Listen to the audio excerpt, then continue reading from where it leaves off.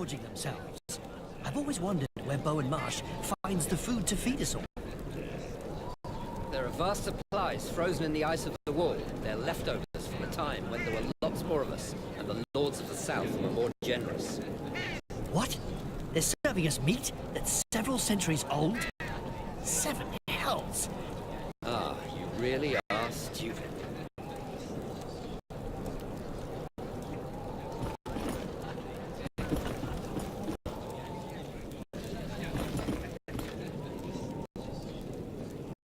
Morse! What do you want of me, Walder? I have finished restoring the statuette that you entrusted me with just before you left to track down Gorold. Really? Let's have a look. I must say it was a true pleasure. Brothers normally ask me to paint them a pretty woman with big teats and spread legs. But I must say that this is a little more original. I realize we aren't the best of friends, but this statue is a work of art. I hope I treated it with the attention it deserved. I'm rather proud of my work. I returned it to its original colors, and it looks like new. It's beautiful work, Walder. I have never seen such a striking likeness of the warrior. It's as if you have given him life. It would appear the frost has not completely eaten away my hands. I hope you don't regret the price you paid for this job. Not at all. This statue is worth more than you can imagine. True. Actually, I have a vague idea of it. I've already seen this kind of work in the past, but only once, at the Great Sept of Baelor of King's Landing. I recall legends telling of statues made by the first disciples of the Seven, when they still strode the hills across the narrow sea. They were carved into a star that the Seven had torn from the heavens. These statues depicted the true face of the gods, just as they were when they showed themselves to the Andals. And it is said that the Andals' greatest heroes carried them off when they snatched Westeros from the first men and the ancient gods. How could a man such as yourself find himself in possession of such a precious object? I've never taken you to be such a devout man. This statuette of the warrior has always belonged to my family, as far back as the bloodline stretches. It is because of this that he walks alongside us. Have you heard of the Battle of the Field of Fire? Ah, now there's another great tale. At the time of Aegon the Conqueror's conquest, the Lannister king and the King of the Reach united their forces to fight the Targaryen and their dragons. This is not just any old tale. This battle really took place, and it was the greatest massacre in the history of the Seven Kingdoms. On that day, more than 4,000 knights perished in the fire of those 3 great dragons. Amory Westford, my ancestor, fought under the colors of the lion, as is our duty. When the shadows of the dragons blotted out the sky, and their fire engulfed both men and beasts, he prayed for his life, as he had never done before. He swore then, on his immortal soul, that he would search for and gather all 7, collecting the 6 other statues which accompany the warrior.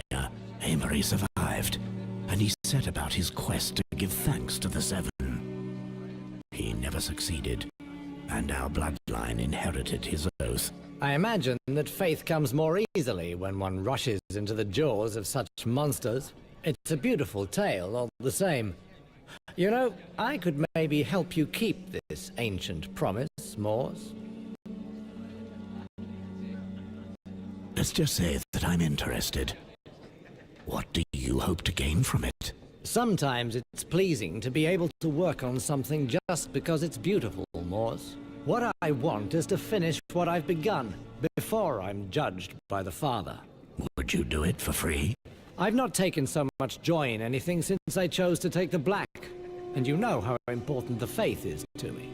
If I could help you accomplish this sacred vow of your ancestors, I'd be paying homage to the gods for all their graces. And how would you do that? This statuette, it was created to be part of the group of 7. Yes, we already spoke of it. Wait, you don't understand. I've studied it closely, and I can tell you it was made to be bonded to other objects carved from the same strange rock. Probably a bracelet or an amulet that the Andal warriors bore, like the seven-pointed star they carved into their chests. I believe I'm capable of reconstructing such a work. More than 4,000 years after its imagining, it would be magnificent. Walder, what are you suggesting? I do not follow. I should be able to make copies of the statuettes that go with this one. With good models, it should be possible. Out of the question. That would mean going back on the word of my ancestors. This is about an act of faith and the honor of my bloodline, Walder. Forgive me. I understand what you say. I've never seen a rock that compares to this one. It's perhaps true what the legends say when they claim they were carved from a star fallen from the heavens. That may well be. I thank you, and I would leave you now. Wait, I can restore them, just as I brought the warrior back to life for you. These statuettes are not unique, though extremely rare. I told you I remember seeing 3 whole sets in the Great Sept of Baelor. You speak of a world which is closed to us, my brother. I'd be happy to share this dream with you. If you ever manage to lay your hands on another of these precious relics, I doubt it would be in good repair. But I can restore all their beauty for you.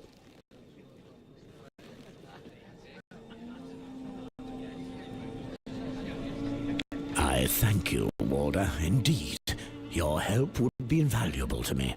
Truly? Well, all that remains for me is to pray to the Seven that they finally bestow their kindness upon you, Morse. We have what remains of our lives to find out. May the warrior guide your arm, and the crone light your way. And may the Father forgive you for everything else. You're bloody right there, brother.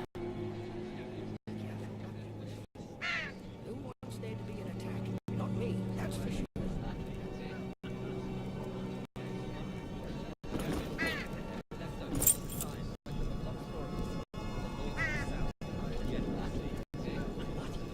The Servius meet that's several centuries old.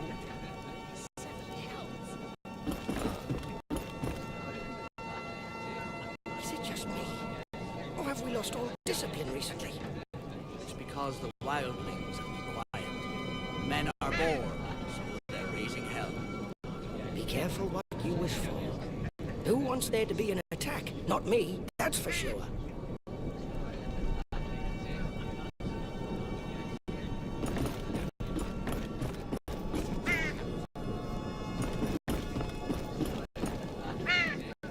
Jaw, Lothar told me that you wanted to see me as soon as I arrived.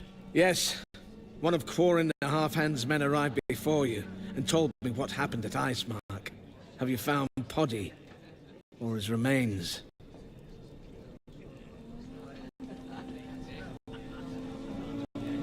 Poddy deserted. I tracked him down in the forest north of Molestown. Managed to kill him just as he was attacking a young girl. I also took care of a couple of cutthroats I came across as they prepared to ambush passers-by. Raiders so near to Castle Black. If only we had enough men to send more patrols deep into the Gift. So, not a single one of these green boys will have survived his first day as a brother of the Night's Watch. I know enough about what happened there for now. Mors, there is another matter we must discuss. I don't know if you noticed the soldiers with the blue tabards downstairs. They're the men of Jon Arryn, the King's Hand. Ah, the men you told me about before I left for Icemark. Those who came to meet me. Yes. According to their message, they were looking for one of the heroes of Stag's Mount. You are the only one here who fits that description. Do we know more about what they want from me? Yes. They brought me a letter written by Jon Arryn. I'll let you read it. You can see for yourself what it's about.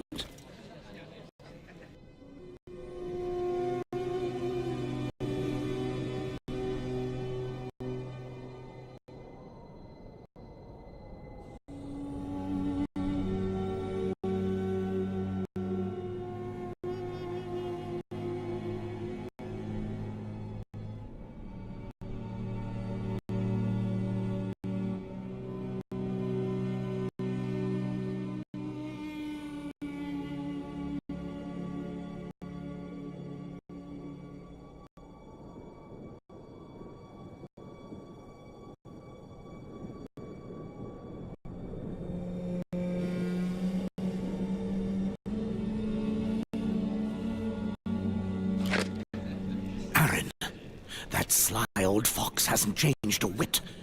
15 years without a word, and all of a sudden he writes to beg a favor of me. I'm not even surprised. Why are you receiving a personal missive from the king's hand? He's an old friend. We fought side by side in Robert Baratheon's rebellion. He saved my life more than once. There is a passage that I don't understand. It mentions a girl, the darkness, and your wife, Serena. What does it mean? Aaron is an intelligent man. This is a message only I can decipher. During the war, when we fought together, I never once used the services of a whore. Aaron knew and would tease me for it. He liked to say that I feared the darkness that lurked in brothels. I would reply that the thought of my wife was sufficient to clear away any darkness. The girl he mentions in his letter must be hidden in a whorehouse. The only one I know of nearby is in Molestown. Old Aaron knows me well. 15 years later, I'm still faithful to my wife. It is good that you honor the chastity of our order, Moors. But are you doing it for the right reasons? Our vows are clear. We must leave behind our wives and children. If you are true to your oath, it must not be out of love for Serena, but out of respect for the Night's Watch. I know, Jor. We have spoken of this countless times, but I am unable to forget them. Be that as it may, he must have felt seriously threatened to write such a cryptic message. This does not bode well. I conferred with his emissary, Sir Godric Donnelly. He convinced me that his mission did not conflict with our duties. And if we help them, Aaron will convince King Robert to send us the recruits, materials, and supplies that we so sorely lack. Molestown is in the gift under the jurisdiction of the Night's Watch. You have my authorization to go there with Sir Godric. Thank you, Jor. I will finally be able to repay my debt to Jon Arryn. Remember, Moors, the Night's Watch does not interfere in politics. If, for some reason, you suspect that something is wrong, return to Castle Black. Very well. I will go find this Godric.